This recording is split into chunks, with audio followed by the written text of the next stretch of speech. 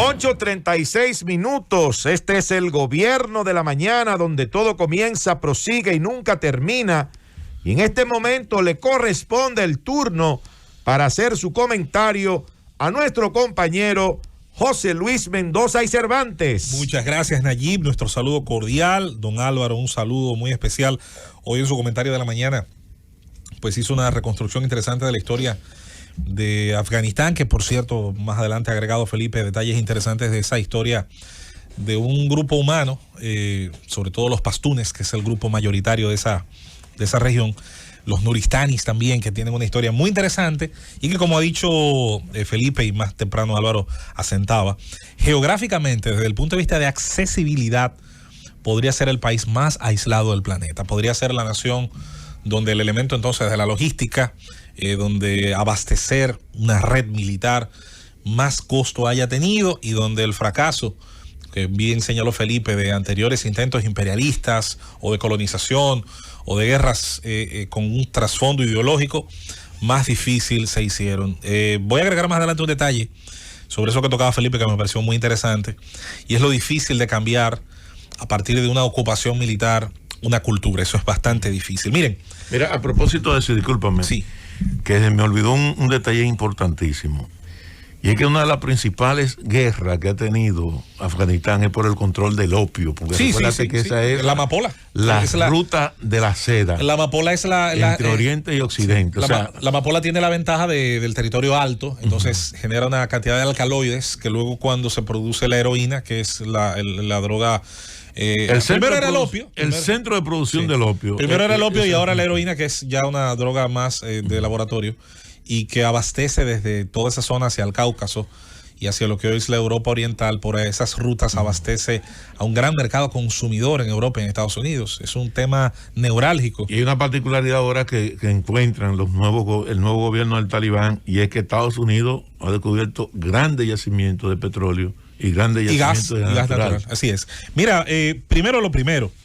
Este pasado fin de semana, sábado, temprano de la mañana, toda la población dominicana, una gran parte, sintió el temblor, sintió la tierra sacudirse. En cuestión de minutos ya veíamos los datos preliminares, que más adelante eran corregidos, sobre la intensidad del movimiento, sobre su epicentro, sobre su profundidad. Y tuvimos en la Z101 muy temprano la asistencia del ingeniero geólogo Osiris de León, quien tuvo, como siempre, el gran acierto, además de las fuentes de donde se informa, además de su enorme experiencia en estos casos, de describir los distintos elementos que confluían, las placas tectónicas que hay en la zona del Caribe, cuáles se subducen, cuáles están en movimiento por encima y dónde están los mayores riesgos. Y por qué también una explicación geológica ocurre más de aquel lado que de este, lo cual, hay que decirlo, ha llevado a mucha gente a llegar a ciertas conclusiones hasta esotéricas o religiosas. Solamente agregar con respecto a Haití un dato de esta institución, GTV Radiodifusores Z101.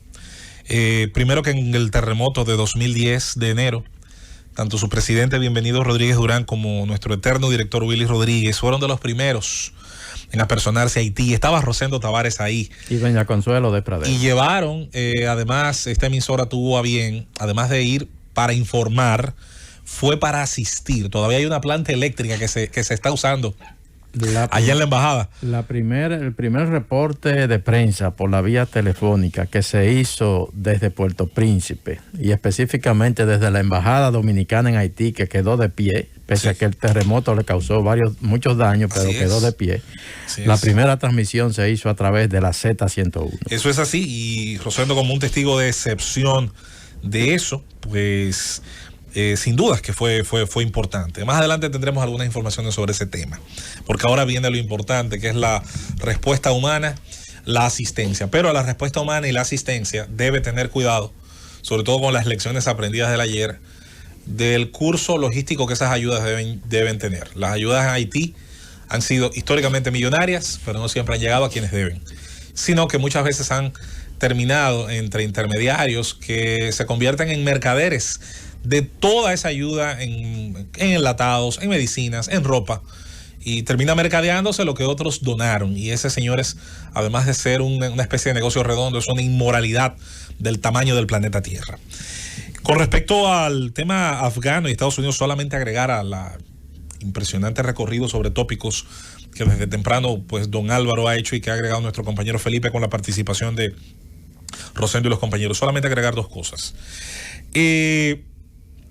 Cuando los Estados Unidos entran a Afganistán a partir del proceso que se desencadena en los atentados del 11 de septiembre, una de las grandes discusiones que se hacía en ese entonces era si íbamos a tener un conflicto similar a la Primera Guerra del Golfo, donde se atacaba al régimen, se debilitaba a un punto donde quedaba suficientemente débil ante el frente interno, y la Alianza Norte, que era el nombre que tenían los aliados de la OTAN y de Occidente, pues por sí mismos podían haber llevado a cabo diversos cambios en esa nación. Sin embargo, se decidió, o sobre la marcha, se fue haciendo una intervención con ocupación de largo plazo. Tanto así que llegamos a 2 décadas después del conflicto. ¿Qué ocurre?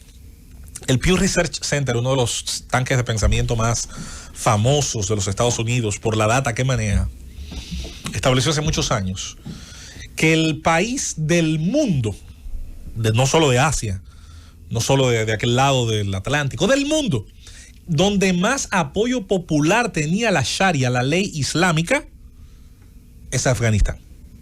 99% de la población que aparecía en el estudio, 99, por no decir 100, apoyaba la idea de que el régimen legal fuera el que emanaba de la tradición islámica, la Sharia.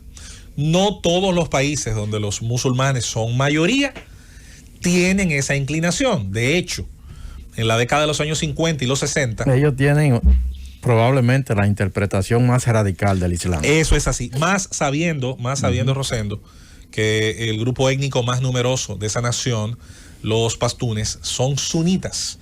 Dentro de la sunna hay una escuela de pensamiento, el Wahhab, los wahhabíes, que son dentro del extremismo, dentro de la visión más literal del Corán. Es posiblemente el grupo que está más hacia la avanzada, que es algo que les une con los grupos saudíes, como los cuales diseñó y predicó Bin Laden, entre otros saudíes, hijos de familias muy adineradas, dicho sea de paso, y que terminaron convirtiéndose en esos llamados guerreros de la libertad, entre comillas enormes, que se enfrentaban a la intervención soviética que inició en 1979.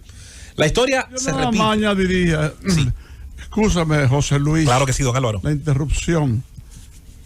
Hablando del 99%, el 99% de esa gente no tiene una formación religiosa, no tiene una formación coránica, no tiene una formación basada en lo que hizo el hombre que fundó el Islam. Mahoma. No han leído nunca el Corán. Todo es charlas y todo es conferencia y todo es comentario y todo es llamarlo y decirle tal o cual cosa. Son gente que no obedecen el Corán porque nunca lo han leído. Se trata de gente que no conoce el pensamiento de Mahoma. No sabe cómo pensaba y actuaba Mahoma. La prueba de ello es que actúan, piensan, etcétera, contrario a lo que dice el Corán. Porque yo conozco el Corán, lo he leído varias veces y ahí lo tengo a mano. Esa gente no sabe lo que es el Corán, no lo han leído, no conocen la filosofía, el pensamiento de Mahoma. Son gente estúpida, torpe, de escasos conocimientos, retrasados mentales, que se llevan de lo que sí le dicen los más avanzados en la materia, los que quieren atraer gente, formar ejércitos y hacer todas las vagabunderías, incluyendo, como ustedes dijeron ahorita, el tráfico de determinados estupefacientes. El 99%, repito, está formado por gente que no sabe de lo que está hablando. Y yo diría, agregando eso que ha dicho don Álvaro, esa vulnerabilidad intelectual, desde el que va desde una tasa de analfabetismo altísima, pasando por el hecho de que el Islam en sí mismo ha tenido alguna problemática. El Islam no ha generado una reforma como tuvo el cristianismo. Reforma y contrarreforma de alguna manera moderaron el cristianismo, generaron inclinaciones racionales. No es casualidad que tras pasar el cristianismo un proceso de reforma siglos después apareciera la Ilustración, la enciclopedia, llegara cada sociedad cristiana incluso a discutir la separación Estado-Iglesia, llegar al laicismo, y el hecho de que las sociedades cristianas pudieron comenzar a tolerar al ateo, pudieron tolerar un poco mejor que otras partes del mundo a quien pensaba distinto. Las sociedades islámicas han tenido en eso una situación muy difícil, sobre todo en la actualidad, con generar espacios de tolerancia. Los hay más que menos en el Golfo Pérsico, tal vez Emiratos Árabes Unidos, tal vez en algunas de esas naciones, pero como dice don Álvaro, ante esa vulnerabilidad de la masa, quienes les predican desde los minairetes, desde sus centros de adoración, sus mezquitas, aprovechan esa situación para, como muy bien dice don Álvaro, dejar mensajes que incluso pueden ser contrarios a principios del propio Corán. De manera que, y para no alargarnos en un tema... Pero, José Luis, a mí me preocupa en todo esto, en todo este proceso y toda esta situación que se está viviendo y escuchándolos a ustedes, el problema de la mujer como población vulnerable. Es decir, ¿qué va a pasar con las mujeres ahora? Tienen 29 ¿Qué normas. va a pasar con esos derechos que a través del tiempo han podido adquirir? Estos talibanes. La mujer, querida amiga, no tiene el más mínimo derecho. No es que es un ser de quinta categoría, como dijo un gran autor. Es que simplemente para ellos la mujer no existe. Llegan al extremo, como dije al principio, de que la mujer, cuando hace el amor, no puede demostrar placer. Si demuestra placer, si demuestra que se viene, para hablar en términos criollos, ¿qué sucede? El hombre tiene que reportarla, como si le hubiera clavado un cuchillo. A esos niveles no puede comprar ropa. Hay un organismo que le asigna la ropa que por lo regular va de la cabeza a los pies. La mujer no puede trabajar, la mujer no puede estudiar. Todas esas cosas aplican también a los niños. Por eso digo que son unos analfabetos coránicos. Don Álvaro. Porque no han leído el Corán, no conocen los principios filosóficos, religiosos y de actuación de parte del profeta. Por cierto, don Álvaro, haciendo una acotación a ese muy buen ejemplo en criollo que usted dio, muy bueno, yo creo que más claro de ahí se daña. Usted sabía, don Álvaro, que en Perú se dice al revés, se dice se fue, como ahora se va Cundo, llévatelo.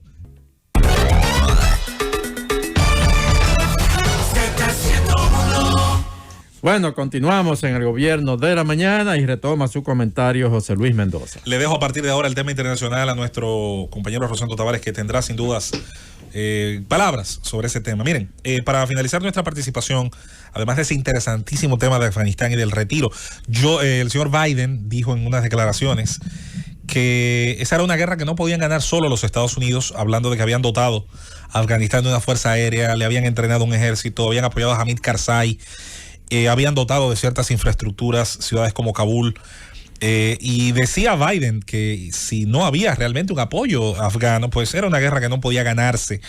Fueron algunas de las palabras que utilizó el presidente de los Estados Unidos al momento de justificar el retiro. Un retiro que hay que decirlo, es un retiro curioso porque para asegurar la salida todavía de una parte del personal estadounidense occidental, pues 5,000 efectivos de bases militares de Medio Oriente se trasladaron a la zona de Kabul para intentar pues movilizar gente que fue colaboradora administrativa, traductores, médicos, fueron colaboradores de los estadounidenses, y esa gente está amenazada por haber colaborado, sus vidas están en peligro, de ahí que usted vea las estampidas humanas en las pistas de los aeropuertos y alrededor de los aviones. Finalmente, compañeros, Grace y Fred, esos dos nombres de los dos últimos meteoros, en un cambio de tema importante, pero para finalizar esto, Rosendo, nos recuerdan la importancia que tiene en la vida moderna la información, Rosendo.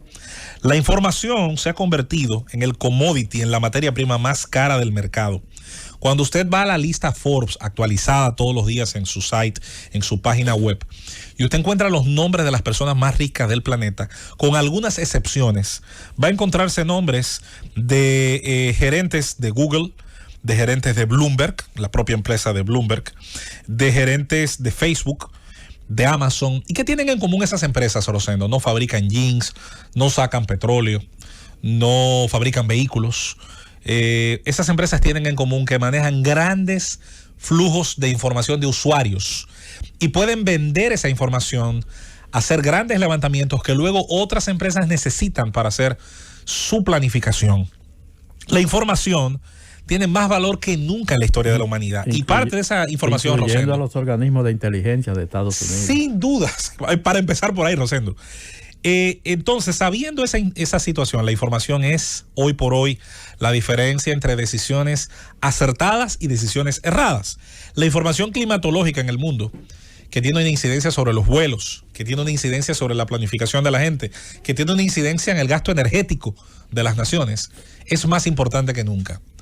Por lo tanto, produce una mezcla como un poquito como de vergüenza, con algo de urgencia, el hecho de que la República Dominicana no tenga una soberanía informativa en materia de radares climatológicos.